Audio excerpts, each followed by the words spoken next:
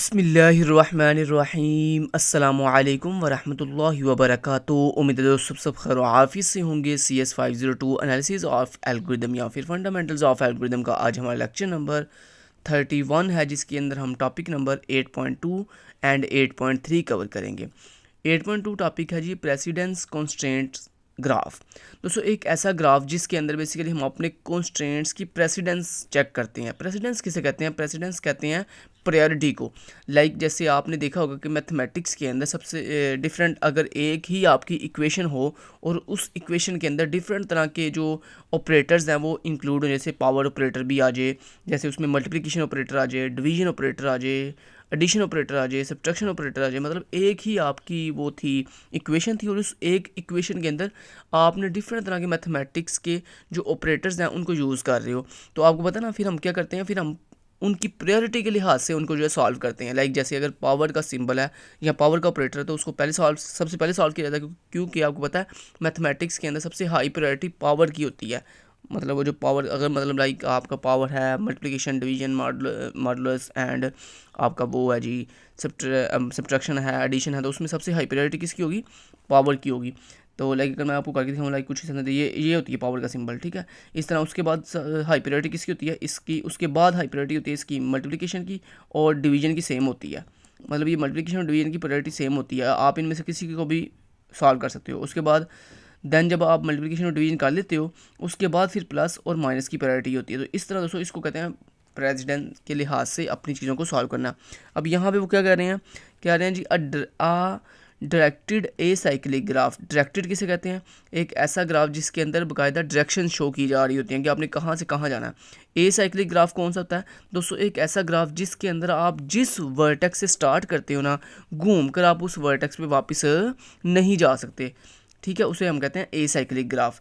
तो यहाँ पे कह रहे हैं directed acyclic graph arise in many application. कहता है हमारे पास जो एक डायरेक्टेड ए साइक्लिक ग्राफ होता है वो बहुत सी एप्लीकेशन के अंदर जो है अराइज होता है, मतलब बनाया जाता है। वेयर देयर आर प्रेसिडेंस और ऑर्डरिंग कॉन्स्टेंट्स। फिर कहता है हम वहाँ पे क्या करते हैं, वहाँ पे जब हमारे पास हमारी डिफरेंट एप्लीकेशन के अंदर डायरेक्टेड ए साइक्लिक ग्राफ आता है, जिसको हम शॉर्ट फॉर्म में DAG भी कह रहे हैं, तो कहता है ये आपने MCQs के लिए याद रखना है इसका शॉर्ट फॉर्म, ठीक है जी, DAG। तो वो कह रहा है जनाब जब हमारे पास डिफरेंट एप्लीकेशन के अंदर ये directed acyclic graph DAG आता है तो हम उसको फिर किस तरह से सॉल्व करते हैं। उसके अंदर जो डिफरेंट तरह के वर्टिसेस होते हैं, कहता है उस वर्टिसेस को हम उनकी प्रेसिडेंस के लिहाज से जो है वो क्या करते हैं, उनके कॉन्स्टेंट्स को जो है वो सॉल्व करते हैं। तो चलें अब इसको कैसे करना है वो आपको नीचे चल के बता देता हूँ। तो यहाँ पे और कुछ भी नहीं है, यहाँ पे बस इन्होंने आगे मज़ीद जो है डिटेल बता रहे हैं, तो आपने बस ये पहली लाइन कर लेनी है इसकी, अगर ये पेपर में आएगा तो। उसके बाद यहाँ पे अब ये वाली डायग्राम आपने करनी है। ये डायग्राम में क्या बताया जा रहा है सबसे पहले देखें, ज़रा गौर सुनिएगा। अब यहाँ पे दोस्तों यहाँ पे हम हमारे पास डिफरेंट तरह के ये देखो क्या है जी, वर्टिसेस हैं। ये देखो ये अंडरवेयर है, पैंट्स है, बेल्ट है, शर्ट, टाई एंड कोट, फिर शूज़ एंड सॉक्स। अब वो बेसिकली प्रेसिडेंस के लिहाज से चल रहा है कि बेसिकली हम सबसे पहले क्या पहनेंगे। देखें सबसे पहले यहाँ तो हम सॉक्स, अगर दोस्तों हम सॉक्स की बात करें तो अगर हम सॉक्स पहनेंगे तो फिर ही शूज़ पहनेंगे। ऐसा नहीं हो सकता कि हम शूज़ पहले पहने बाद में सॉक्स पहने, ऐसा नहीं हो सकता। तो देखो यही होती है प्रेसिडेंस कि मतलब पहले क्या करेंगे फिर क्या करेंगे। जैसे वहाँ पे हमने देखो क्या किया था मैथमेटिक्स में, पहले मल्टीप्लिकेशन की बाद में सब्ट्रैक्शन की। ऐसा नहीं होगा कि पहले हमने सब्ट्रैक्शन की बाद में मल्टीप्लिकेशन की, ऐसा नहीं होगा। ऐसे ही देखो यहाँ पे भी वो बेसिकली आपको ये बता रहे हैं, ये जो एरो शो कर रहा है ये बेसिकली ये कर रहा है कि पहले आप सॉक्स पहनोगे देन आप शूज़ पहनोगे, ठीक है। हाँ, सॉक्स से पहले आपके पास कोई जो है वो रिस्ट्रिक्शन नहीं है कि मतलब सॉक्स आपने जो है अंडरवेयर पहन के ही पहननी है या आपने शर्ट पहन के ही सॉक्स पहननी है, ऐसा कुछ नहीं है। सॉक्स आप जो है ना सबसे पहले स्टार्ट के बाद पहन लो तो कोई इशू वाली बात नहीं है। लेकिन हाँ, शूज़ आप तब ही पहनोगे जब आप सॉक्स पहनोगे। इस तरह अगर आप शर्ट की बात करो तो यहाँ पे देखो शर्ट पहन के आप टाई लगाते हो। ऐसा कभी हुआ है कि आप टाई पहले लगा लो और बाद में शर्ट पहनो? ऐसा नहीं होता है। तो इसलिए शर्ट पहले पहनी जाती है, बाद में टाई लगाई जाती है। ऐसे ही अगर हम बेल्ट की बात करें दोस्तों पहले शर्ट पहन जाती है, बाद में जो है वो बेल्ट लगा सकते हो आप, ठीक है। ऐसे नहीं हो सकता कि आप मतलब बेल्ट पहले लगा लो और बाद में शर्ट पहनो, ठीक है। तो ये होती है दोस्तों प्रेसिडेंस। उम्मीद है अब आपको समझ आ रही होगी थोड़ी थोड़ी, ठीक है। अब मज़ीद अच्छे से और समझ लेते हैं इसको। इस तरह देखें, वो कहता है जनाब अगर आपने पैंट पहननी है तो पैंट पहनने से पहले आपने अंडरवेयर ज़रूर पहनना है। अगर आप ये नहीं हो सकता कि मतलब कि आप पैंट पहले पहनो और अंडरवेयर बाद में आप पहन रहे हो, ठीक है, ऐसा नहीं होगा। तो एक और चीज़ यहाँ पे क्लियर कर दो, ये देखो ये जो है ना अंडरवेयर, सॉक्स और शर्ट, ये तीनों जो है इंडिपेंडेंट है। इंडिपेंडेंट से मुराद ये है कि इनका कोई पेरेंट नहीं है। मतलब आप जो है सबसे पहले जो है अंडरवेयर पहन सकते हो, आप सबसे पहले जो है शर्ट पहन सकते हो, आप सबसे पहले जो है वो सॉक्स पहन सकते हो। मतलब इनसे पहले कोई भी रिक्वायरमेंट नहीं है। मतलब ये नहीं है कि आपने सॉक्स से पहले कोई रिक्वायरमेंट है वो पूरी करनी है फिर ही सॉक्स पहनोगे, ऐसा कुछ नहीं है। मतलब आप without any completing the requirement आप सॉक्स जो है वो पहन सकते हो। ऐसे ही without any completing the requirement आप शर्ट पहन सकते हो। तो मतलब कुछ ऐसी चीज़ें होती हैं जिनसे पहले कोई रिक्वायरमेंट नहीं होती, तो आप उनको विदाउट एनी रिक्वायरमेंट कर सकते हो। लेकिन कुछ ऐसी चीज़ें होती हैं जिनको करने से पहले आपको कुछ रिक्वायरमेंट्स पूरी करनी पड़ती हैं। तो दोस्तों इसी को हम कहते हैं प्रेसिडेंस कंस्ट्रेंट ग्राफ। ठीक है, अब उम्मीद आपको सही से समझ आ गई होगी कि ये order of dressing up in a suit के अंदर ये प्रेसिडेंस ऑफ ग्राफ का क्या मतलब है। क्या मतलब कुछ ऐसी चीज़ें हैं जिनसे पहले कोई रिक्वायरमेंट नहीं है, लेकिन कुछ ऐसी चीज़ें जिनसे पहले रिक्वायरमेंट होती है, मतलब वो प्रेसिडेंस होती है। पहले वो प्रेसिडेंस आप मतलब वो प्रायोरिटी आप पूरी करोगे, सॉक्स पहनोगे, देन ही आप शूज़ की तरफ जाओगे। ऐसे ही वो कहता है जनाब आप शूज़ जो है वो अंडरवेयर के बाद भी पहन सकते हो। मतलब आपने पहले अंडरवेयर पहना, उसके बाद भी आप शूज़ पहन सकते हो। इस तरह वो कहता है अंडरवेयर के बाद आपने पैंट पहनी, पैंट के बाद आप शूज़ पहन सकते हो। और अगर हम दोस्तों बेल्ट की बात करें तो पहले आप कहते हैं अंडरवेयर पहनोगे, फिर आप उसके ऊपर पैंट पहनोगे और देन आप बेल्ट लगाओगे। ठीक है, तो ये उसने डिफरेंट तरह की जो है क्या दी हुई है, प्रेसिडेंस दी हुई है। अब यहाँ पे अगर मैं आपको ये बताऊँ पेरेंट और चाइल्ड कंस्ट्रेंट्स का, यहाँ पे सॉरी वर्टिसेस का बताऊँ, तो यहाँ पे एक चीज़ आप नोट करें, ये देखें सॉक्स जो है वो इट सेल्फ पेरेंट है, क्योंकि उसका कोई पेरेंट नहीं है। आप देख रहे हो क्या सॉक्स का कोई पेरेंट है, मतलब सॉक्स से पहले कोई रिक्वायरमेंट है। तो अगर दोस्तों यहाँ पे सॉक्स से पहले कोई रिक्वायरमेंट नहीं है, इसका मतलब ये है कि ये सॉक्स जो है वो इट सेल्फ पेरेंट है। आप यहाँ से भी स्टार्ट कर सकते हो, मतलब सॉक्स सबसे पहले पहन सकते हो। इस तरह अंडरवेयर की अगर हम बात करें तो अंडरवेयर का कोई पेरेंट है नहीं, इसका मतलब है अंडरवेयर भी बिल्कुल क्या है जी, इट्स सेल्फ पेरेंट है। आप सबसे पहले जो है कुछ भी किए बगैर जो है अंडरवेयर सबसे पहले पहन सकते हो। ऐसे अगर हम शर्ट की बात करें तो शर्ट का भी देखें कोई पेरेंट नहीं है, शर्ट से पहले कोई रिक्वायरमेंट नहीं है। तो इसका मतलब ये है कि आप कुछ भी करने से पहले जो है शर्ट पहन सकते हो। लेकिन दोस्तों अगर हम शूज़ की बात करें तो शूज़ के 3 पेरेंट हैं। कौन कौन? एक सॉक्स, एक अंडरवेयर और एक पैंट। मतलब यहाँ तो आप सॉक्स पहन के शूज़ पहन सकते हो, या तो आप अंडरवेयर पहन के शूज़ पहन सकते हो, या आप पैंट पहन के जो है वो शूज़ पहन सकते हो। तो ये है जी, आपको अब क्लियर हो रहा होगा कि कौन किसका पेरेंट है, कौन किसका चाइल्ड है। ठीक है, कौन किसका बेसिकली यहाँ पे हम चाइल्ड नहीं कह सकते, एडजेसेंट वर्टेक्स कह सकते हैं। ठीक है, ऐसे यहाँ पे देखो अगर हम टाई की बात करें दोस्तों, तो टाई जो है वो किसका एडजेसेंट है, शर्ट का। मतलब टाई लगाने से पहले आपने शर्ट पहननी है। ठीक है, ऐसे अगर हम बेल्ट की बात करें तो बेल्ट के 2 पेरेंट हैं, एक बेल्ट का जो है वो पैंट पेरेंट है और दूसरा शर्ट पेरेंट है। ठीक है, ऐसे अगर हम कोट की बात करें तो कहते हैं आप पहले शर्ट पहनोगे, फिर टाई लगाओगे, फिर उसके ऊपर कोट पहनोगे। या फिर आप कैसे कर सकते हो, या फिर आप पहले शर्ट पहनोगे, फिर बेल्ट लगाओगे और फिर आप जो है वो कोट पहन सकते हो। ठीक है, तो कुछ इस तरह से भी आप चलोगे। तो ये दोस्तों प्रेसिडेंस आप ग्राफ की आपको समझ आ गई होगी। नेक्स्ट चलते हैं। अब यहाँ पे दोस्तों अगर आप गौर करो तो ये बेसिकली वही सेम सीन हो रहा है जो हमने प्रीवियस पढ़ा था DFD, वो उसके अंदर डेप्थ फर्स्ट DFS के अंदर, डेप्थ फर्स्ट सर्च के अंदर जो हमने टाइम स्टैम्प लगाना सीखी थी, याद है प्रीवियस लेक्चर 30। अगर आपने नहीं देखा तो उसको पहले देख लें, फिर आपको इसकी समझ आ जाएगी ये टाइम स्टैम्प कैसे लगाते हैं। अब देखें टाइम स्टैम्प लगाने के लिए दोस्तों आप कहाँ से स्टार्ट करते हो, जो आपका इंडिपेंडेंट पेरेंट होता है। अब मैंने आपको जैसे कि पहले बताया, यहाँ पे पीछे बता दिया सारा कि कौन किसका चाइल्ड है और कौन इंडिपेंडेंट पेरेंट है। यहाँ पे सॉक्स, अंडरवेयर और शर्ट, ये 3 जो है वो इंडिपेंडेंट है। इसका दोस्तों और एक बात याद रखिएगा, DFS के अंदर यानी डेप्थ फर्स्ट सर्च के अंदर आपके ग्राफ के अंदर जो आपके इंडिपेंडेंट पेरेंट होते हैं ना, या इंडिपेंडेंट वर्टेक्स होते हैं जिनका कोई पेरेंट नहीं होता, आप उनमें से किसी से भी जो है वो अपनी वर्किंग जो है वो स्टार्ट कर सकते हो और उनके ऊपर टाइम स्टैम्प लगा सकते हो। अब टाइम स्टैम्प लगाने के लिए 2 चीज़ें होती हैं, आपको बखूबी पता है। हमने प्रीवियस लेक्चर के अंदर बहुत डिटेल से ये चीज़ पढ़ी थी कि 2 टाइम स्टैम्प, हर एक वर्टेक्स के ऊपर 2 तरह की टाइम स्टैम्प लगती है। एक टाइम स्टैम्प होती है जो कि आपका शो करती है स्टार्टिंग पॉइंट को, मतलब जहाँ से आपने पॉइंट स्टार्ट किया है, मतलब जहाँ पे आपने उस वर्टेक्स को विजिट किया है। ठीक है, और दूसरा जो टाइम स्टैम्प होता है वो शो करती है यहाँ पे आपके फिनिश टाइम को, फिनिश प्रोसेस को, कि आपने इस वर्टेक्स को फिनिश कब किया है। तो यहाँ पे ये 2 जो टाइम आपको शो कर रहा है ना, ये बेसिकली पहला टाइम जो है वो आपका जो है ना वो एंट्री टाइम है, मतलब आपका समझ लें विजिट टाइम है। जब आपने इसको विज़िट किया, जब आपने इसको एक्सप्लोर किया, एक्सप्लोरिंग टाइम है। ठीक है, और ये जो दूसरा टाइम है ये कौन सा टाइम है, ये बेसिकली आपका फिनिशिंग टाइम है, कि जब आपने इस वर्टेक्स के ऊपर प्रोसेस अपना फिनिश कर लिया। ठीक है, समझ आ गई बात की। चले जी, अब यहाँ पे दोस्तों अगर आप गौर करो तो यहाँ पे देखें उन्होंने क्या किया है, उन्होंने यहाँ पे किस वर्टेक्स से स्टार्ट किया, यहाँ से अंडरवेयर वाले वर्टेक्स से, ठीक है। तो यहाँ से उन्होंने कहते हैं हमने जनाब अपना जो है वो प्रोसेस है वो स्टार्ट करना है। तो जैसे कि मैंने आपको बताया था ऊपर अभी कि लाजमी नहीं कि आप अंडरवेयर से स्टार्ट करो, आप सॉक्स से भी स्टार्ट कर सकते हो, आप शर्ट से भी स्टार्ट कर सकते हो, लेकिन सर ने यहाँ पे अंडरवेयर से जो है वो स्टार्ट किया। तो यहाँ पे चलता हूँ, अब आपको वही सेम कंसेप्ट है। यहाँ पे देखो सर ने ये अंडरवेयर से स्टार्ट किया।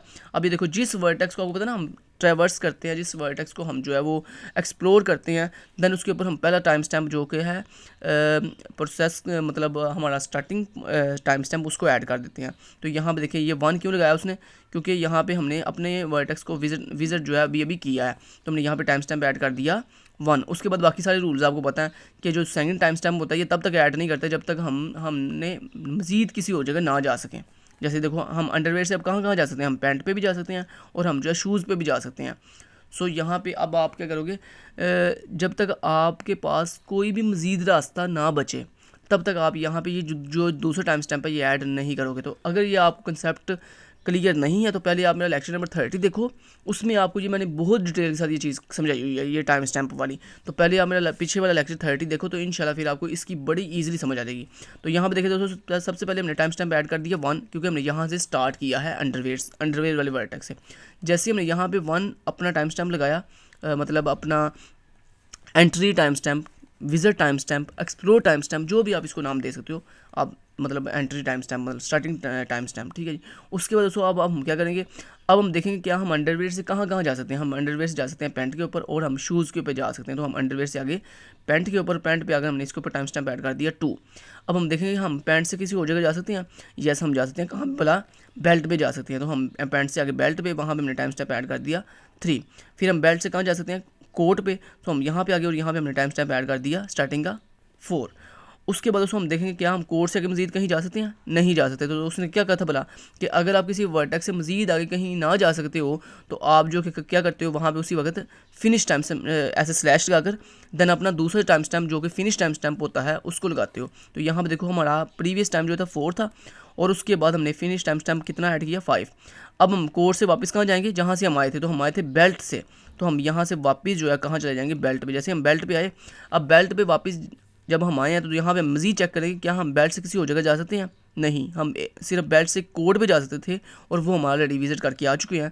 सो हम अब बेल्ट से किसी और जगह नहीं जा सकते, इसलिए हम बेल्ट के ऊपर जो है मज़ीद अब जो है नहीं वेस्ट करेंगे अपना टाइम और यहाँ पे दूसरा जो टाइम स्टैम्प है फिनिश का वो लगा देंगे। तो यहाँ पे ऑलरेडी हमारा टाइम था 5, तो 5 के बाद यहाँ पे टाइम स्टैम्प लग गया 6। तो बाकी भी ये सारा ऐसे ही इसने लगाया हुआ है।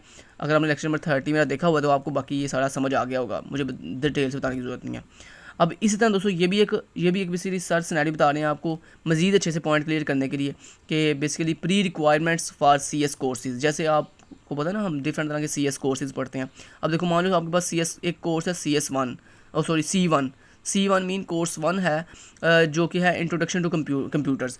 अब दोस्तों इंट्रोडक्शन टू कंप्यूटर पढ़ने से पहले कोई रिक्वायरमेंट नहीं है, मतलब कोई भी आपकी मतलब इसके लिए वो जो है ना प्रेसिडेंस नहीं है कि मतलब पहले आप वो पूरी करोगे देन ही आप ये कर सकोगे, नहीं ऐसा कुछ नहीं है। तो मतलब कहने का ये है कि जो इंट्रोडक्शन टू कंप्यूटर्स मतलब C1 जो आपका कोर्स है ये इटसेल्फ पेरेंट है, मतलब इसका कोई पेरेंट नहीं है, ठीक है। इसको आप डायरेक्टली जो है वो स्टार्ट कर सकते हो। उसके बाद दोस्तों C2 है, C2 के लिए क्या जी इंट्रोडक्शन टू कंप्यूटर प्रोग्रामिंग, ये भी क्या है जी, ये भी इंडिपेंडेंट है, मतलब इसके लिए भी कोई प्री रिक्वायरमेंट्स जो है वो सब्जेक्ट्स नहीं है। उसके बाद अगर हम C3 की बात करें तो यहाँ पे देखो लिखा हुआ है C3 डिस्क्रीट मैथ और आगे देखो कुछ भी नहीं है, बिल्कुल एम्प्टी है। इसका मतलब ये है कि डिस्क्रीट मैथ भी हम without any exploring the subject हम जो है वो डिस्क्रीट मैथमेटिक्स पढ़ सकते हैं। अगर दोस्तों हम C4 की बात करें तो C4 यहाँ पे क्या डाटा स्ट्रक्चर है और यहाँ पे देखो C4 के आगे क्या लिखा हुआ है, C4 के आगे लिखा हुआ है C2। इसका मतलब है वो कह रहा है कि अगर आपने C4 पढ़ना है, डाटा स्ट्रक्चर पढ़ना है तो उससे पहले आपने C2 पढ़ के आओगे। पहले आप क्या पढ़ के आओगे C2, मतलब C2 mean introduction to computer programming. तो अब समझ आई बात की। तो यानी ये देखो ये डाटा स्ट्रक्चर का पेरेंट फिर कौन हुआ, C2 हुआ, मतलब आप C2 पहले पढ़ोगे देन ही आप C4 यानी डाटा स्ट्रक्चर पढ़ सकते हो। तो मतलब डाटा स्ट्रक्चर का जो पेरेंट है वो फिर C2 है, मतलब प्री रिक्वायर्ड सब्जेक्ट्स, ठीक है। इस तरह अगर हम C5 की बात करें तो कहता है C5 जो सब्जेक्ट है वो है जी डिजिटल लॉजिक डिज़ाइन, और उसके लिए आप कौन सा कोर्स पढ़ना चाहते हो, मतलब पार्ट क्या होगा पहले C2, मतलब C2 mean introduction to computer programming कहता है, पहले आप C2 पढ़ोगे देन ही आप C4 और C5 पढ़ सकते हो। ऐसे अगर हम दोस्तों C6 की बात करें तो C6 है ऑटोमेटा थ्योरी, और इसके लिए कौन सा सब्जेक्ट है जी C3 प्री रिक्वायर्ड सब्जेक्ट।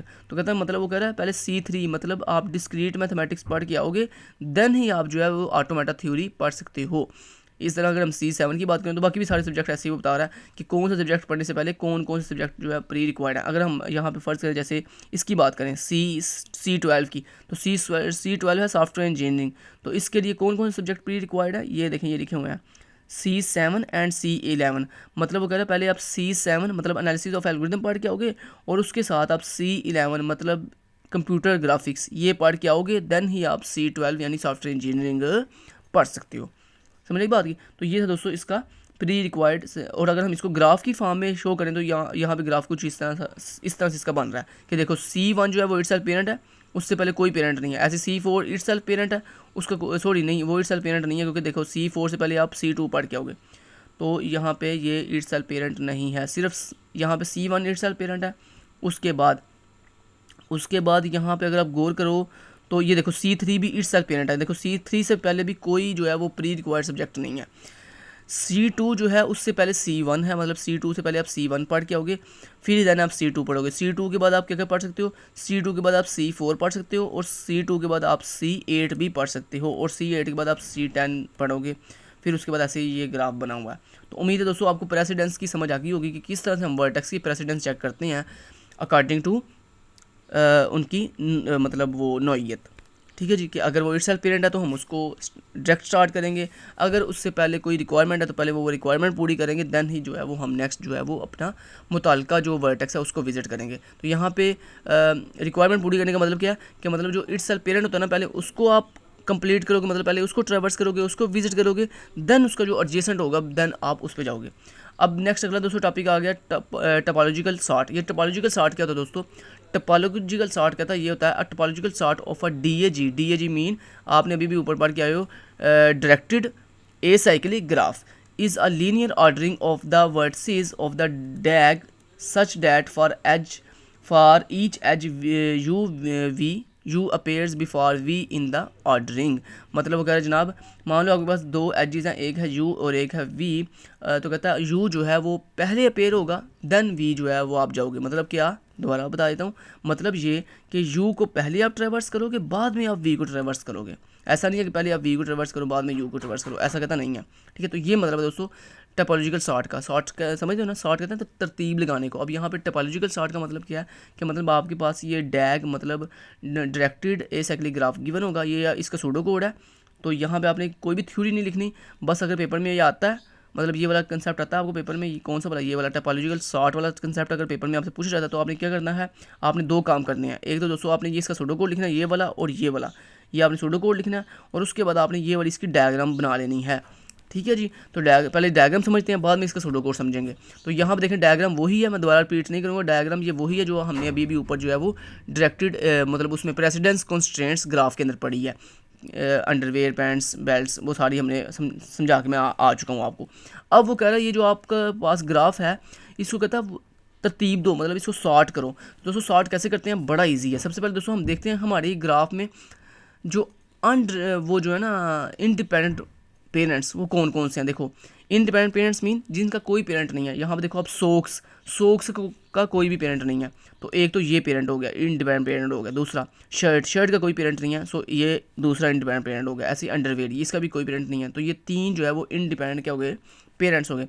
दोस्तों हम क्या करते हैं, हम सबसे पहले जो है वो जब टोपोलॉजिकल सॉर्टिंग में सॉर्ट करते हैं ना अपनी वर्टिसेस को, तो उसमें सबसे पहले ये देखते हैं कि हमारे यहाँ पे कौन कौन से इंडिपेंडेंट जो है वो पेरेंट हैं। तो यहाँ पे तीन इंडिपेंडेंट पेरेंट है, एक ये वाला और एक ये वाला। अब इनको आप सबसे पहले लिखोगे, तो अब इनको लिखेंगे कैसे। अब बात आती है ये जो तीन पेरेंट हमें मिले हैं इंडिपेंडेंट, अब इनको इनमें से किसको सबसे पहले लिखेंगे। तो दोस्तों इसमें आप अल्फ़ाबेटिक तरतीब के अकॉर्डिंग चलोगे। मतलब अल्फ़ाबेटिक तरतीब का मतलब ये कि मतलब देखो अगर सोक्स को देखें तो सोक्स का पहला लेटर क्या है, एस, तो मतलब एस। फिर यहाँ पे शर्ट का पहला लेटर क्या है, एस, और अंडरवेयर का पहला लेटर है यू। तो आपको पता है ना एस के बाद यू आता है। सो दोस्तों हम एस पहले लिखेंगे, मतलब वो वर्टेक्स जो एस से स्टार्ट हो, जिसका नाम एस से स्टार्ट हो रहा है, उसको हम पहले लिखेंगे और यू वाले को बाद में लिखेंगे। अब बात ये आती है कि यहाँ पे ये जो हमारा शर्ट और सॉक्स, इन दोनों के अंदर स्टार्ट एस से हो रहा है। सो फिर हम क्या करेंगे दोस्तों, फिर हम देखेंगे कि जनाब सॉक्स जो है क्या उसको जो है अगर हम पहले ऐड कर दें और शर्ट को बाद में ऐड कर दें तो कोई इशू तो नहीं है? नहीं, कोई इशू नहीं है, क्योंकि दोनों का सेम लेटर है। तो इसलिए आप जिसको मर्जी पहले ऐड कर सकते हो, जिसको मर्जी बाद में ऐड कर सकते हो। समझ रही बात की? तो इसलिए हम यहाँ पे क्या करेंगे फिर, और एक और चीज़ आप यहाँ पे कर सकते हो। वो क्या बोला, जो मेरे माइंड काम करता है वो ये है दोस्तों कि आप यहाँ पे उनके एडजेसेंट भी चेक कर सकते हो। जैसे मैंने सॉक्स को क्यों यहाँ पे सारे सॉक्स को क्यों पहले ऐड किया है, उसकी वजह दोस्तों ये है कि उसका एडजेसेंट सिर्फ 1 है। और यहाँ पे अगर शर्ट की बात करें तो शर्ट के दो जो है कितने एडजेसेंट है बोला, एक शर्ट का ये एडजेसेंट है, एक शर्ट का ये एडजेसेंट है, 2 एडजेसेंट है इसके। तो जिसके सबसे कम एडजेसेंट है उसको हमने पहले ऐड कर दिया। अगर कुछ इस तरह से हो, मतलब जैसे सॉक्स है तो सॉक्स का पहला जो अल्फ़ाबेट है वो चूँकि एस है और शर्ट का भी पहला अल्फ़ाबेट एस है, दोनों का अल्फ़ाबेट सेम है। सो फिर हम क्या चेक करेंगे, उसके एडजेसेंट चेक कर लेंगे। तो चूँकि सॉक्स के एडजेसेंट कम है, शर्ट के एडजेसेंट ज़्यादा है, सो हमने सॉक्स को पहले ऐड कर लिया। तो ये देखो, पहले सॉक्स ऐड किया, फिर उसके बाद हमने शर्ट ऐड किया, फिर उसके बाद हमने अंडरवेयर ऐड कर दिया। अब आप सोचो कि ये इसने टाई क्यों ऐड किया? टाई दोस्तों इसलिए ऐड किया, अब ज़रा गौर से सुनना। सॉक्स जब हम कोई भी पेरेंट ऐड करते हैं तो देन हम फिर क्या करते हैं, उसके जितने भी एडजेसेंट होते हैं ना उसको ऐड करते हैं। तो अब सबसे पहले हमने सॉक्स को ऐड किया, सॉक्स के बाद दोस्तों हम उसका ऐड करेंगे क्या बोला, एडजेसेंट। तो सॉक्स का एडजेसेंट क्या है, शूज़। लेकिन हम शूज़ को क्यों नहीं ऐड किया सॉक्स के बाद? क्योंकि दोस्तों उसकी रीज़न ये है क्योंकि शूज़ जो है वो सिर्फ सॉक्स का एडजेसेंट नहीं है, बल्कि वो अंडरवेयर का और पैंट्स का भी एडजेसेंट है।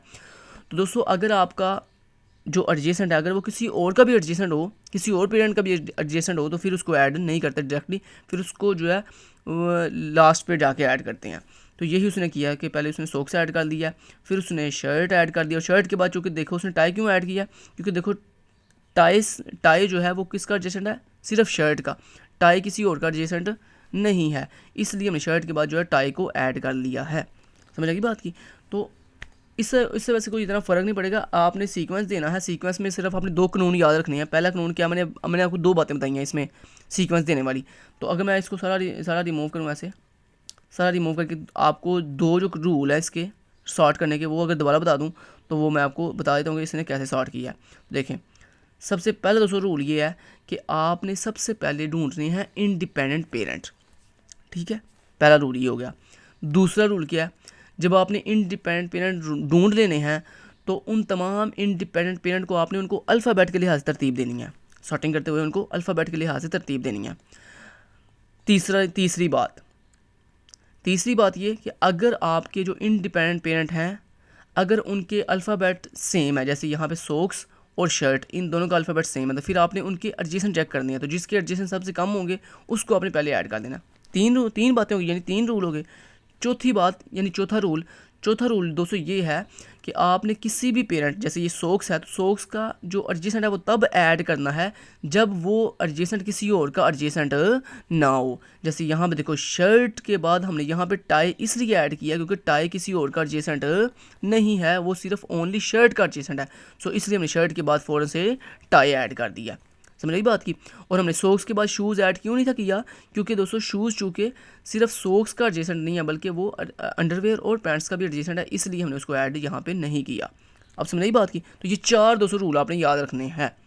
तो जब अगर आप ये 4 मेरे रूल जो मैंने आपको बताए हैं कि पहले जितने आपके इंडिपेंडेंट पेरेंट हैं सबसे पहले उनको देखो। दूसरा रूल, अपने तमाम इंडिपेंडेंट पेरेंट्स को उनके अल्फ़ाबेट के लिहाज से तरतीब दो। तीसरा रूल, अगर आपके अल्फ़ाबेट की जो तरतीब है अगर वो मतलब अल्फ़ाबेट 2 पेरेंट का सेम हो जाए, जैसे यहाँ पे सॉक्स और शर्ट का अल्फ़ाबेट सेम होगा, तो फिर आपने उनके एडजेसेंट चेक करने हैं कि जिसके एडजेसेंट सबसे कम है उसको पहले ऐड कर लेना। चौथा रूल कि किसी भी पेरेंट का आपने एडजेसेंट जो है वो तब ऐड करना है जब वो किसी और का एडजेसेंट ना हो। ठीक है, तो ये 4 रूल दोस्तों आपने याद रखने हैं। तो ये 4 रूल के अकॉर्डिंग जो है इसने सारी सॉर्टिंग की हुई है। समझ की बात की? तो उम्मीद आपको समझ आ गई होगी। उसके बाद ये जो नीचे टाइम स्टैम्प लगे हुए हैं ना, ये बेसिकली टाइम स्टैम्प कौन से हैं, ये बेसिकली ऊपर से उसने लिए हैं। ये देखो जो अभी हमने ऊपर अभी टाइम स्टैम्प लगाए थे, कौन से वाला, ये वाले, ये बेसिकली ये देखो जो उसने यहाँ पे टाइम स्टैम्प ऐड किया था ना, ये वही बेसिकली टाइम स्टैम्प उसने डिट्टो कॉपी जो है उठा के नीचे ऐड कर दिए हैं। ठीक है, ये कोई अपनी तरफ से नहीं उसने लगाए, ये ऊपर से उसने ऐड किए हैं। ये देखो ये ऊपर वाले टाइम स्टैम्प है, अगर आप गौर करें तो ये देख सकते हो चाहे आप। ठीक है जी, समझ आ गई बात की? चलिए जी, उम्मीद आपको इसकी समझ आ गई होगी। नेक्स्ट अब हम सूडो कोड को समझ लेते हैं। सबसे पहले ये टॉपोलॉजिकल सॉर्ट क्या है, मेरे फंक्शन का नाम है।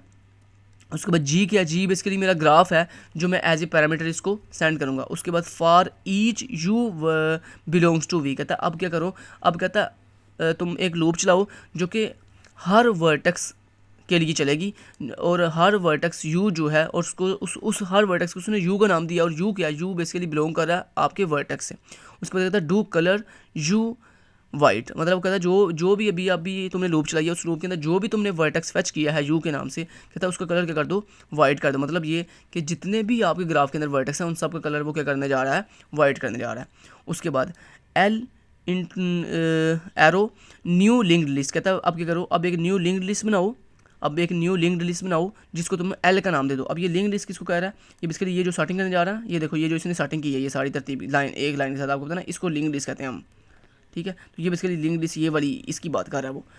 अब वो कहता है उस न्यू लिंक लिस्ट को नाम दे दो एल का। उसके बाद कहता है फिर क्या करो, for each u belongs to v, कहता है अब क्या करो, फिर अगेन एक लूप चलाओ, एक लूप स्टार्ट करो जिसमें हर वर्टेक्स को नाम तुम यू का दो और वो तुम्हारा जो यू वर्टेक्स है वो बिलोंग कहाँ से कर रहा है, किसी ना किसी वर्टेक्स से। उसके बाद do if colour u equal to white, कहता है अब तुम क्या करो, अब ये चेक करो क्या जो तुमने यू वर्टेक्स अभी भी फेच किया क्या अगर उसका कलर वाइट है तो फिर कहता है देन टॉप विजिट यू, फिर कहता है क्या करो, फिर देन उस अपने यू वर्टेक्स को क्या करो, विजिट करो। अब ये विजिट करने का कोड ये नीचे से लिखा हुआ है तो इसको पहले देख लेते हैं। तो जैसे दोस्तों जो उसने वर्टेक्स फेच किया है अभी यू के नाम से, अगर उसका कलर वाइट होगा तो देन वो उसको किसको भिजवा देगा, देन वो इसको इस वाले फंक्शन मतलब टॉप विजिट को भिजवा देगा एज ए पैरामीटर। तो ये देखो टॉप विजिट मेरे फंक्शन का नाम है जो कि मेरे वर्टेक्स को विजिट करेगा और उसके बाद ये जो यू है ये बेसिकली मेरा वर्टेक्स है वो वाला जिसको मैंने अभी भी विजिट करना है और वो मैंने उसको एज ए पैरामीटर भिजवा दिया। उसके बाद कहता है कलर यू ग्रे, कहता है अब तुम सबसे पहले ये करो कि जिस यू नाम के तुमने वर्टेक्स को अभी भी विजिट करना है, कहता है सबसे पहले उसका कलर जो है वो क्या कर दो, ग्रे कर दो, जिसका मतलब ये है कि मैंने उसको मार्क कर लिया, मतलब उसके ऊपर जो स्टार्टिंग टाइम स्टैम्प है वो ऐड कर दिया।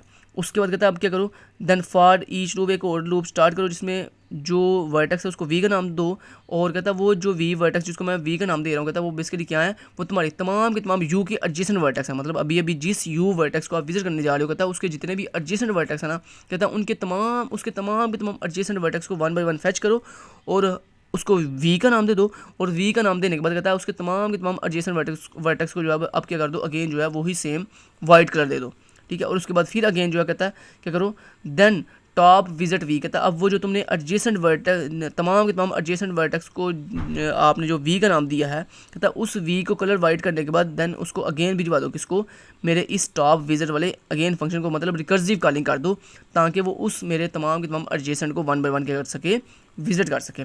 और उसके बाद append u to the front of L, और फिर कहता है क्या करो, ये जो अभी तुमने पेरेंट वर्टेक्स मतलब यू जो था आपका पेरेंट वर्टेक्स था ना और वी उसका एडजेसेंट वर्टेक्स था, तो कहता है अभी जो तुमने यू पेरेंट वर्टेक्स को विजिट किया है, कहता है उसको क्या कर दो अपनी, ये एल क्या था लिंक लिस्ट थी आपकी, कहता है अपनी उस एल नाम की लिंक लिस्ट के फ्रंट में क्या कर दो, ऐड कर दो। जब वो ऐड कर देगा उसके बाद क्या करेगा, रिटर्न एल, और फिर जब आपकी मतलब ये पूरा फंक्शन कंप्लीट हो जाएगा फिर वो क्या कर देगा, वो आपकी जो एल नाम की लिंक लिस्ट थी उसको क्या कर देगा, कंप्लीटली रिटर्न कर देगा। तो ये दोस्तों इसका कंप्लीट कोड था जो मैंने आपको स्टेप बाय स्टेप गाइड भी कर दिया। तो ये आपने ये इसका कोड लिखना है और उसके बाद ये इसका आपने सीक्वेंस बना देना है पेपर के अंदर। तो ये आपका टॉपिक कंप्लीट हो गया ये वाला। इसमें सिर्फ ये दो काम ही आपने करने हैं टोपोलॉजिकल सॉर्ट के अंदर। और अगर प्रेसिडेंस की बात करें तो प्रेसिडेंस के अंदर आपने ये प्रेसिडेंस करनी है, मतलब ये वाली दो काम करने हैं। एक तो ये आपको मतलब ये ग्राफ अगर सिंपल गिवन हो, ये ग्राफ बल्कि ऐसे ही गिवन होगा, ऐसे ही गिवन होगा, ये ग्राफ आपको पेपर में गिवन होगा ये वाला। तो आपने क्या करना होगा, आपने बेसिकली आपको ये मैंने समझा दो दिया इसका क्या मतलब है, आपने बस ये टाइम स्टैम्प्स ऐड करने होंगे, मतलब किस तरह से कैसे चलना है। तो ये टाइम स्टैम्प्स आपने ग्राफ को देखते हुए, ऊपर वाले ग्राफ को देखते हुए आपने ये टाइम स्टैम्प्स ऐड करने हैं और वो मैंने आपको समझा दिया कैसे ऐड करने हैं। फिर भी अगर कोई कन्फ्यूजन हो तो आपने मेरी पीछे वाली लेक्चर 30 जो है देख लेना, उससे आपको मज़ीद अच्छे से क्लियर हो जाएगी चीज़ें। ठीक है जी, समझ आएगी बात की। तो चलें ये टॉपिक दोस्तों यहाँ तक कंप्लीट हो गया। तो हमने यहाँ तक आज जो है टोपोलॉजिकल सॉर्ट मतलब टॉपिक नंबर 8.3 तक जो है कवर कर लिया है। नेक्स्ट हम इंशाल्लाह टॉपिक नंबर 8.4 नेक्स्ट लेक्चर में पढ़ेंगे। Thank you so much, till then guys, take care, अल्लाह हाफिज़।